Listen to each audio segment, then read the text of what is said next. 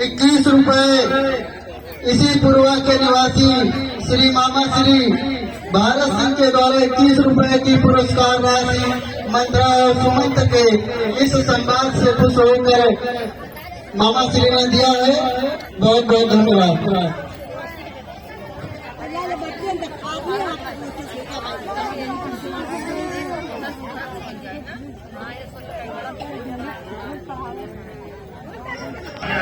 Pradeep Singh Sandeep paint house के proprietor हैं।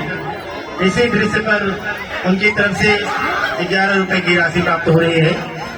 भैया प्रदीप सिंह अपने इसी गांव के निवासी संदीप पेंट हाउस के प्रोपराइटर, आपके कमलों से 11 रुपए राशि पुरस्कार के रूप में प्राप्त हुई है। श्री राम दरबार से और भगवती के दरबार से आपकी शुभाशीष की कामना करते हैं। जय श्री राम, जय माता दी।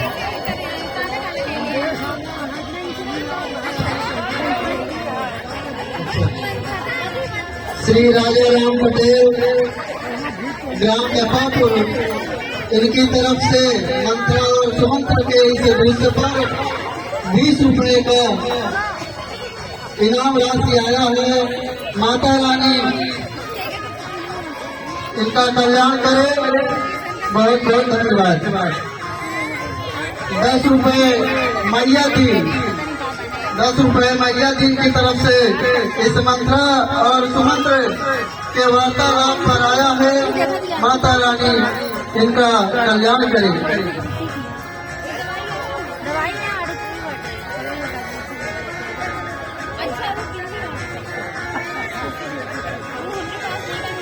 बल कौशल कहीं देखना हो तो इन अबलाओं में देखो, रात ही रात में क्या होगा यहाँ लुट के महलों में देखो।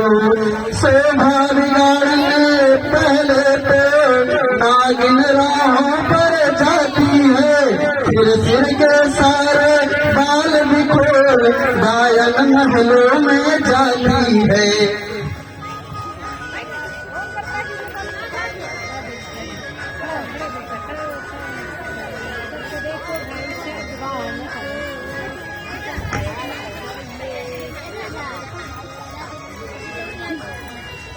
कहो मंत्र, आप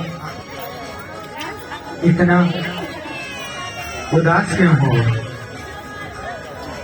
और अपने बाल बिखेरे बिखेरे क्यों हो?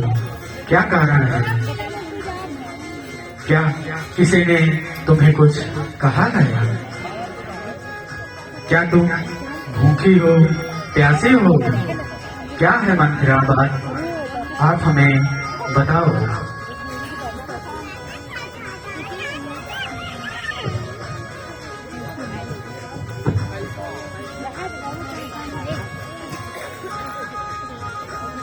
अरे भोली रानी, क्या तुम्हें पता नहीं है कि कौशल्या के पुत्र राम का राज्य अभिषेक हो रहा है?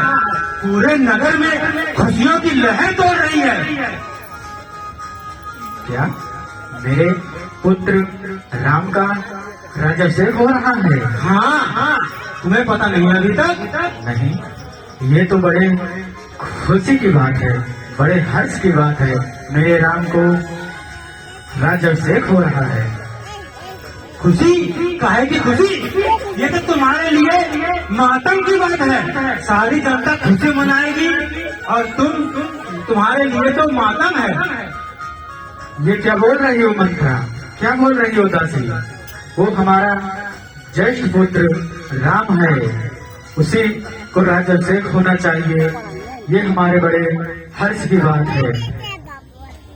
अरे भोली रानी, क्या तुम्हें नहीं पता कौशल्या के पुत्र राम को राजा बना दिया जाएगा तो भरत ताज बन जाएगा और तुम दासी। तुम समझती हो कि राजा तुम्हें प्रेम करते हैं, तुम्हारे वश में हैं, वो तुम्हारे साथ छल कर रहे हैं, तुम्हारे साथ साजिश रचा रहे हैं।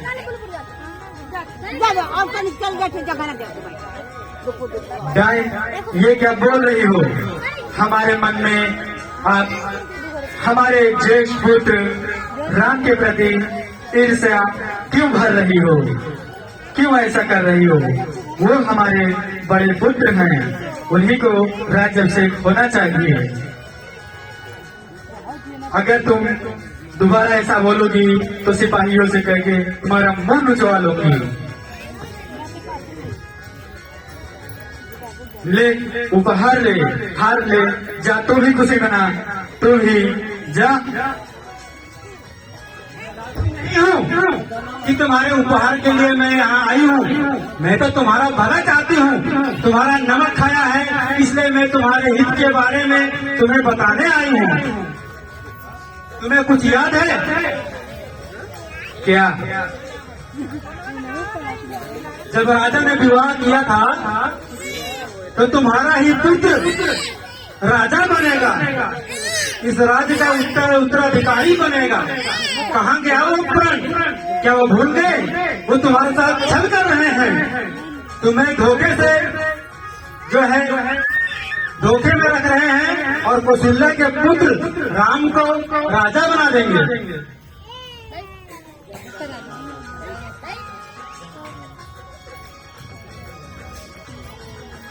और देखिए कितने चालाक हैं राजा दशरथ कि सारे नगर में निमंत्रण बटवा दिया और भरत को ननिहाल भेज दिया, बुलाया तक नहीं।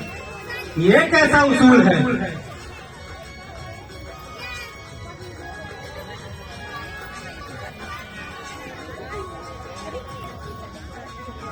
दासी, मेरे लिए तो चारों पुत्र आग के तारे हैं। एक आंख राम है तो दूसरी आंख भरत है।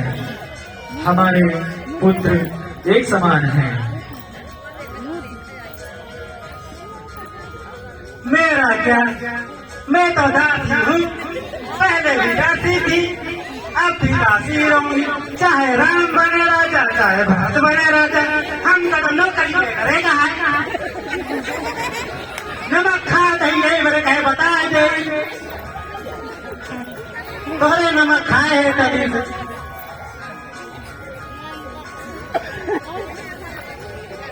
जैसा तुम उत्सव समझत यहाँ, समझ लिया तुम्हारे लिए मातम है, उत्सव नहीं है।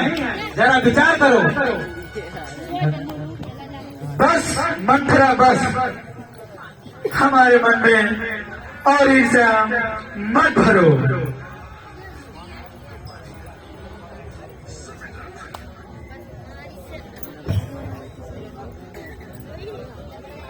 रानी की लगता है मत मारी गई है, उनको दासी बना के रखेंगे, तब समझ में आएगा। और कौशल्या को रानी बना के रखेंगे, तब समझ में आएगा तुम्हें। ऐसे नहीं समझ में आ रहा है, मैं तो तुम्हारे हित के लिए ही बता रही हूँ। अगर आप समझ सको तो समझ लो, नहीं तो हमारा क्या है। हे भगवान, ये क्या कर रहे हैं? हाँ दासी मंत्रा, तुम्हारी ही बात हमें सही लगती है।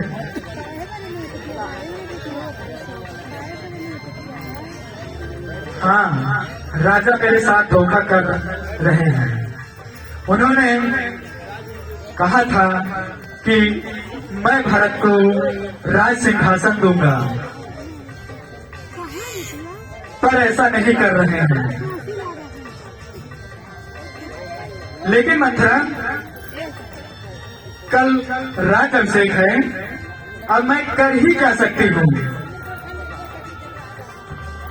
परंतु कोई उपाय हो तो हमें शीघ्र ही बताओ, जिससे कुछ निराकरण हो सके।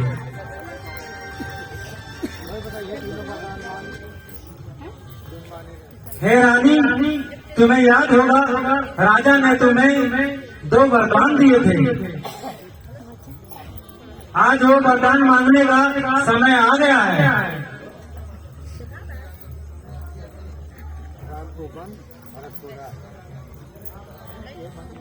पहले राजा के सामने क्रिया चरित्र दिखाना, जब सफल हो जाओ तब वो 2 वरदान उनसे मांगना।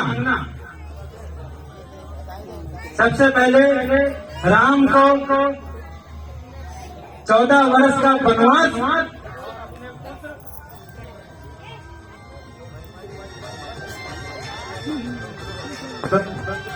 हेलो,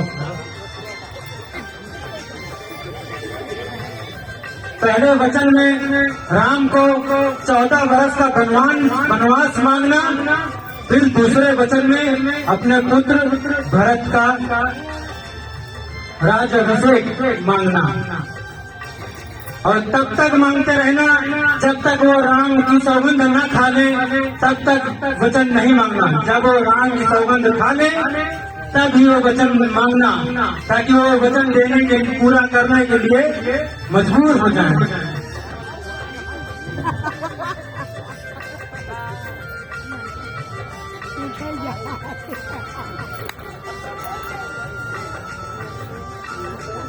हाँ दासी, तू सही कह रही हो।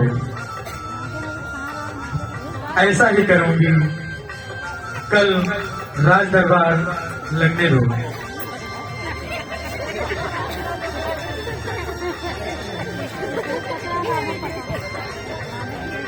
कल का इंतजार मत करो, क्योंकि काल करे सो आज कर, आज करे सो आज, पल में प्रलय हो जाएगी, भरत राजा बनेगा। काल